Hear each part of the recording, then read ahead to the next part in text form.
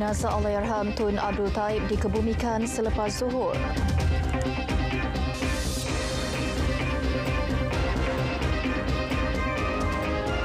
Assalamualaikum, salam Malaysia Madani. Suasana pilu menyelubungi Dewan Undangan Negeri Dun Sarawak hari ini sebaik jenazah bekas Yang di-Pertua Negeri Sarawak Tun Abdul Taib Mahmud tiba bagi istiadat penghormatan negeri. Kenderaan membawa jenazah Allahyarham tiba di bangunan Dun pada 7.50 pagi. Turut mengiringi jenazah anak Allahyarham Datuk Seri Sulaiman Abdul Rahman Taib, Datuk Seri Mahmud Abu Bakar Taib dan Datuk Hanifah Hajar Taib. 8 orang pengusung dari Angkatan Tentera Malaysia ATM kemudiannya membawa masuk jenazah Allahyarham dan diletakkan di tempat khas di atrium Dun Sarawak. Bangunan Dun Sarawak itu mula dibanjiri orang ramai daripada pelbagai kaum seawal 8 pagi untuk memberi penghormatan terakhir kepada bekas Ketua Menteri yang telah banyak menyumbang bakti kepada bumi Kenyalang. Bacaan ayat-ayat suci Al-Quran oleh Guru Al-Quran Majlis Islam Sarawak dan Persatuan Qori bahagian Kuching turut diperdengarkan sempena istiadat berkenaan.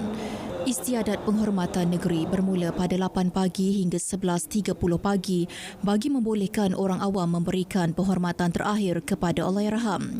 Solat jenazah dijadual diadakan selepas itu di Masjid Demak berdekatan kediaman Allahyarham disusuli istiadat pengubumian negeri di perkuburan keluarga di Demak Jaya.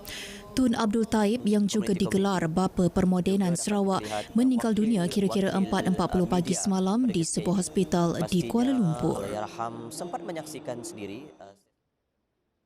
Dalam pada itu, Sultan Brunei Sultan Hassan Al-Bolkiah bersama Pangeran Muda Abdul Matin Bolkiah antara kenamaan yang dijangka hadir ke Masjid Demak untuk solat zuhur dan solat jenazah sebelum istiadat pengubumian negeri di perkuburan keluarga Demak Jaya. Turut hadir Yang di-Pertua Negeri Sarawak Tun Dr. Wan Junaidi Tuanku Jaafar, Premier Sarawak Tan Sri Abang Johari Tun Openg, Menteri-Menteri Persekutuan dan Negeri serta kenamaan yang lain. Allahyarham Tun Abdul Taib meninggal dunia pagi semalam di sebuah pusat perubatan swasta di Ibu Negara akibat sakit tua.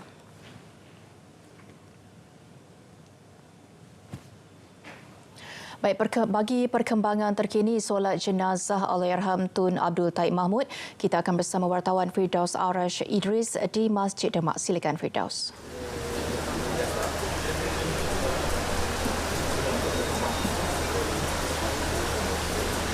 Terima kasih rakan di studio. Kita berita langsung dari Masjid Demak Jaya untuk acara akhir pengubumian Allahyarham Tun Sri Abdul Taib Mahmud yang meninggal dunia semalam. Baik, suka saya kongsikan bahawa masa ini solat zuhur baru saja nak bermula dan seterusnya dia akan diikuti dengan solat jenazah.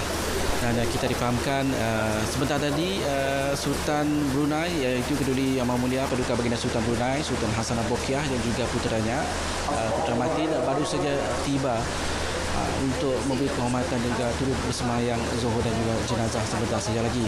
Dan sebelum itu jenazah Allahyarham tiba di Masjid Demak Jaya sekitar pukul 12.30 hari selepas berada di Dewan Undangan Negeri sejak pukul 8 pagi tadi sehingga pukul 12 bagi memberi peluang kepada orang ramai untuk memberi penghormatan terakhir kepada Allahyarham Tun. Dan sejurus tiba di Demak Jaya tadi, Tun diiringi oleh 2 kumpulan pengiring dari gabungan dari anggota tentera dan juga polis masuk ke dalam Demak Jaya untuk disembahyangkan. Dan sebentar tadi kita cuba lihat keterlibatan Tuan Yang Utama juga dan juga Premier kita sempat juga hadir sebelum keterlibatan Sultan Brunei. Dan suka saya kongsikan bahawa sini keadaan dalam dewan, dalam masjid merupakan boleh saya jangkakan melebihi 1,000 jemaah sekarang. Dan keadaan cuaca di kawasan pekarangan ini juga kelihatan hujan dan kadang-kadang berhenti. Dan sekarang ini kawasan tanah perkuburan hanya terletak di sebelah Demak Jaya ini. Dan selesai majlis solat jenazah nanti, jenazah Allahyarham akan dibawa keluar dari Masjid Demak dan dibawa ke rumahnya terlebih dahulu yang terletak di sebelah masjid ini.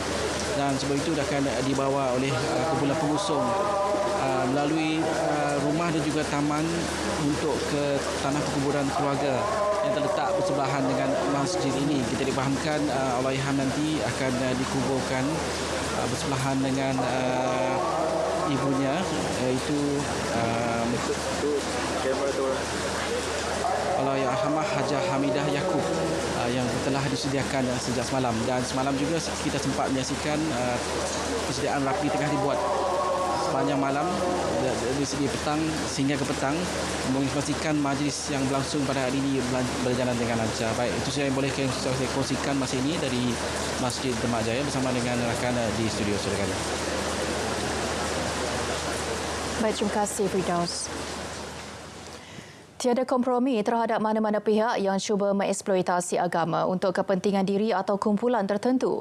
Menteri di Jabatan Perdana Menteri Hal Ehwal Agama, Datuk Dr. Muhammad Naim Mokhtar menegaskan orang ramai diingat merujuk Jabatan Agama Islam Negeri Jain berhubung pentauliahan pendakwah. Tindakan itu bagi memastikan perkara yang disampaikan selari dengan ajaran Islam. Jelas beliau pihaknya mengikuti perkembangan laporan media bertajuk Eksploitasi Nasab Suci Nabi pada 20 Februari lalu serta berita-berita berkaitan. JAKIM juga akan bekerjasama rapat dengan pihak berkuasa agama Islam khususnya Jain dan Polis Diraja Malaysia PDRM untuk menyiasat pendedahan dalam akhbar tersebut. Datuk Dr. Muhammad Naim juga meminta masyarakat menjauhkan diri daripada sikap taksub sehingga menyebabkan seseorang mudah terpengaruh dengan pelbagai dakwaan. Hampir 15 juta ringgit berjaya dikumpul menerusi tabung musaadah JAKIM untuk disalur kepada umat Islam di Palestin. Menteri di Jabatan Perdana Menteri Hal Ehwal Agama, Datuk Dr. Muhammad Naim Mokhtar berkata, ia hasil sumbangan pelbagai pihak. Antaranya pihak berkuasa agama Islam Negeri Jain dan Majlis Agama Islam Negeri Main, Sekretariat Dakwah Korporat JAKIM, syarikat korporat serta orang awam. Yang penting ialah terputusnya itu rantaian makanan dan juga minuman. So jadi kita tackle. So pasca peperangan ini dengan sumbangan yang ada, termasuk yang diberikan oleh YAPIM, kita nak lihat keperluan. Kita tak nak nanti overlap. Mana yang sumbangan yang kita berikan tu kan dah terlalu banyak diberikan oleh agensi-agensi ataupun negara-negara yang lain. So sebab tu saya rasa pasca peperangan ni kita perlu lihat apa sebenarnya yang diperlukan oleh saudara-saudara kita dan rakyat di Palestin. Beliau ditemui media selepas menghadiri majlis penyerahan cek curah sumbangan kutipan tabung musaadah bagi misi bantuan kemanusiaan kepada rakyat Palestin di Putrajaya. Jelas beliau segala kutipan akan disalurkan kepada Kementerian Luar dan juga pertubuhan bukan kerajaan NGO Islam yang diiktiraf untuk disampaikan kepada mangsa perang. 38 pendatang asing tanpa izin parti ditahan dalam operasi di sekitar Johor pada Isnin dan Selasa lalu. Mereka dipercayai tidak mempunyai pas atau permit sah, tinggal lebih masa dan melanggar syarat pas ditetapkan. Pengarah Imigresen Negeri Baharudin Tahir berkata operasi dilakukan Imigresen Cawangan Muar, Batu Pahat, Mersing dan Segamat. Parti yang ditahan terdiri daripada 5 lelaki Bangladesh, 9 lelaki dan 8 wanita Indonesia, 5 lelaki Pakistan dan 2 lelaki India serta 6 lelaki dan 3 wanita Myanmar. Masing-masing berusia 21 hingga 58 tahun. Kes disiasat mengikut Seksyen 6-1-C dan 15-1-C Akta Imigresen 1959 Palang 63 serta Peraturan 39-B Peraturan Imigresen 1963. Seorang lelaki Bangladesh juga disiasat mengikut Seksyen 55E kerana membenarkan parti masuk atau tinggal di dalam premis. Padah melakukan drift di kawasan awam. Seorang lelaki berusia 20 tahun ditahan di Batu Pahat, Johor semalam. Aksi yang tular di media sosial itu turut mengakibatkan kerosakan harta benda selepas kereta mewah suspek hilang kawalan dan melanggar kereta yang diparkir di tepi jalan. Ketua Polis Daerah Batu Pahat, SCP Ismail Dolah berkata, satu laporan polis diterima daripada pemilik kereta yang dilanggar suspek. Siasatan mendapati lelaki itu tidak berpengalaman dan tiada kelayakan profesional dalam sukan drift. Manakala ujian urin mendapati suspek tidak dipengaruhi dadah. Kereta digunakan juga dirampas. Suspek direman sehingga esok untuk siasatan mengikut Seksyen 42-1 Akta Pengangkutan Jalan 1987 pindaan 2020. Lebih 100 set combo madani yang disediakan Agrobazar Rakyat Borong Wan di Velcra Lubuk Sireh habis terjual dalam tempoh sejam. Combo madani yang mengandungi barangan keperluan harian bernilai RM25 hanya dijual pada harga RM15. Menurut pengurus Agrobazar Rakyat Borong Wan Muhammad Syafizan Wan Nan, inisiatif berkenaan diperkenal Lembaga Pemasaran Pertanian Persekutuan Fama menerusi program jualan agro madani. Ia usaha membantu pengguna membeli barangan harian pada harga berpatutan. Selain intervensi kerajaan untuk mengukuhkan rantaian bekalan makanan dan membantu menangani kos sara hidup rakyat di luar bandar. Sehingga kini, Fama Perlis telah melaksanakan 38 program jualan agro madani dengan nilai jualan mencecah RM408,000. Konsep adil dan ihsan menerusi wakaf, instrumen utama dalam memperkasa agenda pembangunan Islam serta memastikan kelestarian wakaf di Pulau Pinang terus terpelihara. Timbalan Ketua Menteri 1 Datuk Dr. Muhammad Abdul Hamid berkata, instrumen wakaf perlu diterapkan dengan idea-idea inovatif baru demi menjamin kemaslahatan ummah. Wakaf Pulau Pinang ini luas. Jadi sejak daripada tahun 2019 hingga tahun 2022 menunjukkan peningkatan pembangunan yang positif. Malahan dengan kita lancarkan projek demi projek dan kita perkasakan Wakaf Pulau Pinang yang kita akan umumkan pada 1 bulan Mac ini berlaku penstrukturan dari segi aspek struktur wakaf di antara Majlis Agama Islam dan juga Wakaf Pulau Pinang bagi memperkasakan urus takbir dan juga tata kelola wakaf di negeri Pulau Pinang. Beliau berkata demikian selepas merasmikan seminar wakaf Pulau Pinang di Seberang Jaya. Hampir 300 peserta menyertai seminar yang memfokuskan kepada model pembangunan wakaf Pulau Pinang. Program Gagasan Rumpun Selangor bersama Raja Muda Selangor Tengku Amir Shah selama 3 hari masuk hari kedua hari ini. Kita langsung bersama Zanariah Zainal Abidin di sana. Silakan Zana.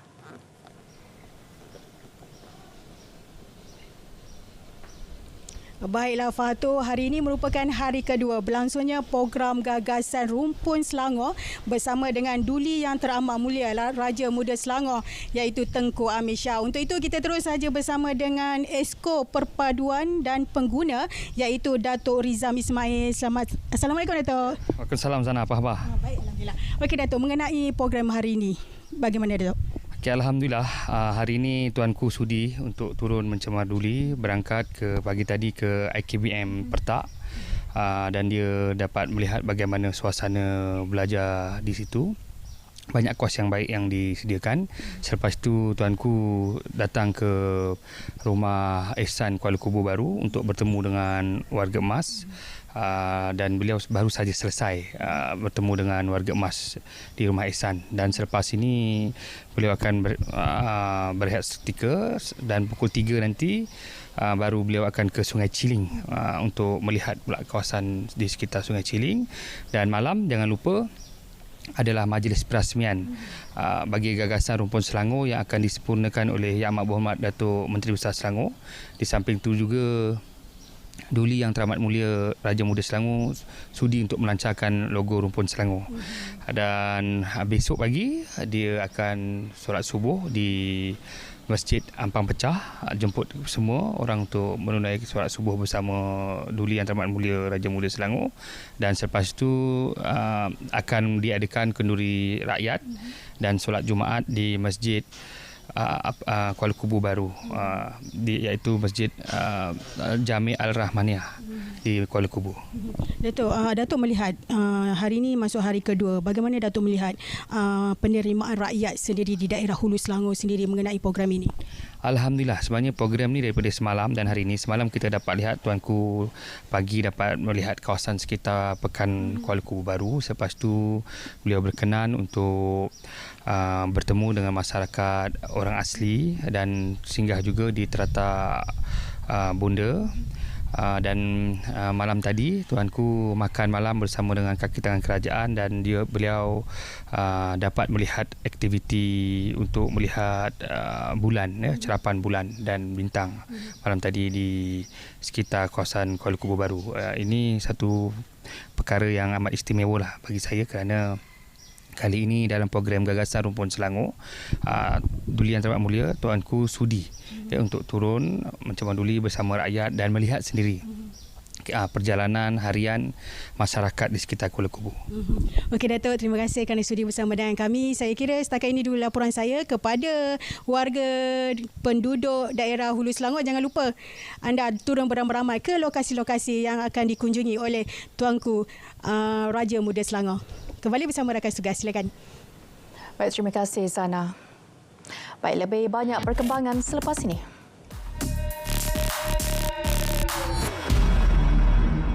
Heboh di TikTok kononnya tindakan SPRM terhadap sebuah NGO yang dikaitkan dengan kes pecah amanah, pengkubahan wang haram dan penipuan dapat pujian Israel.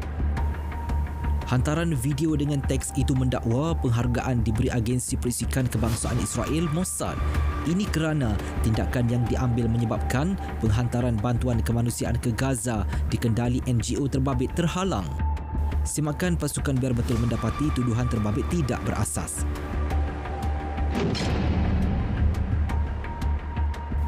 Hakikatnya, pembekuan akaun NGO itu dibuat selepas mengesyaki dana sumbangan orang awam disalahguna. Siasatan turut membongkar beratus salah laku dikaitkan dengan NGO berkenaan. Antaranya, guna wang sumbangan untuk beli emas dan hartanah. Tanpa NGO berkenaan juga, bantuan kepada penduduk Gaza tetap disalur negara. Malah, Malaysia merupakan antara negara terawal yang diberi kelulusan menghantar bantuan kepada penduduk Palestin.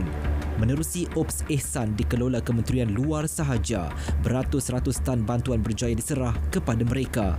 Usah cipta persepsi, tak perlu persoal solidariti Malaysia terhadap isu Palestin. Lebih parah jika sebar berita fitnah berkaitan isu berkenaan. Terima bahan fitnah atau disyaki tidak betul, segera lapor ke MCMC. Biar betul, tak pasti, jangan kongsi.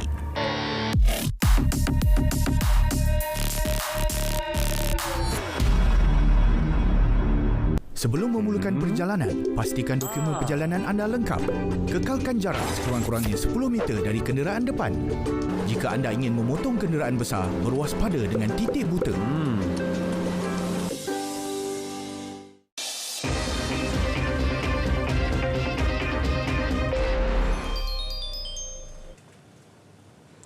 Bursa Malaysia dibuka rendah dalam awal dagangan pagi tadi. Ia susulan keputusan Rizab Persekutuan Amerika Syarikat untuk tidak menurunkan kadar faedah dalam masa terdekat berikutan data ekonomi yang kukuh baru-baru ini. Indeks FBM KLCI turun 6.77 mata kepada 1,545.63 mata setakat pukul 12.30 tengah hari. Mendahului kaunter saham aktif, Hong Seng naik setengah sen kepada 2.5 sen. Rinyoco kekal tidak berubah pada 9.5 sen, manakala Dinex susut 2 sen kepada 35.5 sen. Beralih ke kaunter saham paling untung, MPI meningkat RM1.76 kepada RM27.94, diikuti H-Lin melonjak 62 sen kepada RM10.20 dan FAN naik 22 sen kepada RM29.42. Ringgit dibuka tinggi berbanding dolar Amerika Syarikat susulan minit mesyuarat Jawatan Kuasa Pasaran Terbuka Persekutuan Amerika Syarikat yang diterbitkan malam tadi. Pada 12 tengah hari, ringgit diniagakan pada 4.79 berbanding dolar Amerika. Berbanding dolar Singapura, ringgit disebut pada 3.56 dan berada pada 3.19 berbanding yen. Ringgit diniagakan pada 6.05 berbanding pound sterling dan disebut pada 5.18 berbanding euro. Manakala berbanding baht, ringgit didagangkan pada 13.30.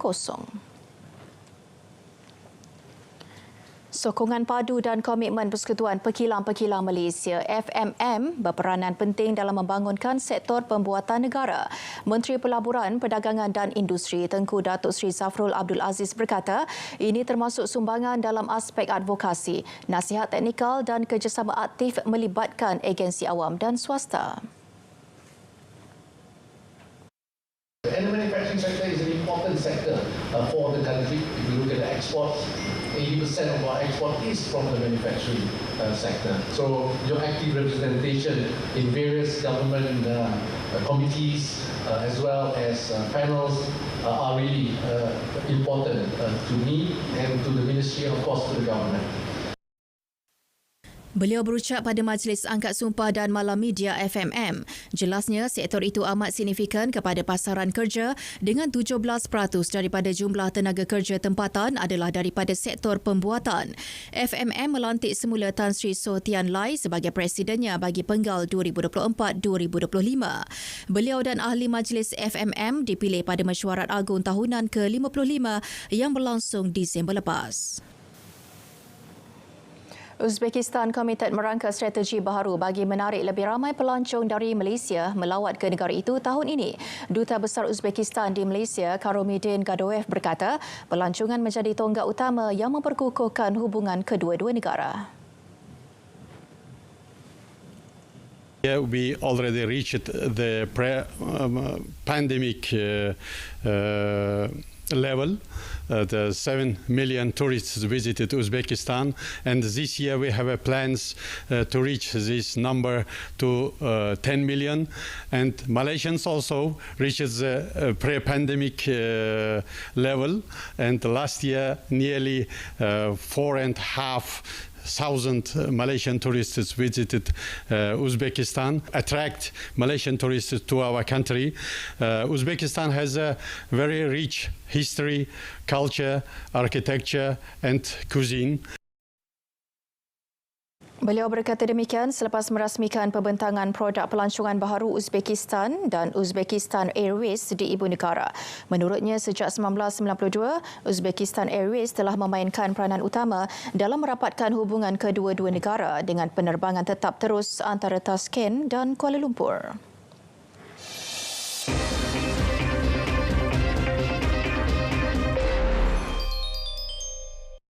Brazil mengkritik Pertubuhan Bangsa Bersatu PBB sebagai lumpuh kerana gagal tangani peperangan di Gaza dan Ukraine. Ia disuarakan ketika Brazil membuka mesyuarat kumpulan 20 G20. Kritikan yang ditujukan khusus terhadap Majlis Keselamatan PBB UNSC pada mesyuarat 2 hari itu bukti perpecahan ketara dalam kalangan masyarakat antarabangsa berhubung perang berkenaan. Menteri Luar Brazil Mauro Vieira mengambil kesempatan sempena mesyuarat kali ini bagi menegaskan ledakan konflik global sekaligus menggambarkan peranan institusi antarabangsa seperti PBB seolah-olah tidak berfungsi. Mesyuarat Menteri Luar Ekonomi terbesar dunia itu berlangsung di Rio de Janeiro untuk edisi pertama tahun ini. Ia turut dihadiri Setiausaha Negara Amerika Syarikat Antony Blinken dan Menteri Luar Rusia Sergei Lavrov.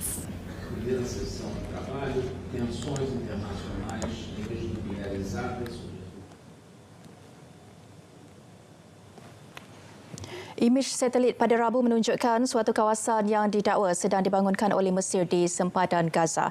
Ia dikatakan bagi menampung penduduk Palestin sekiranya serangan Israel ke atas Rafah menyebabkan penghijrahan merentasi sempadan. Bagaimanapun, Mesir menafikan membuat sebarang persiapan sedemikian.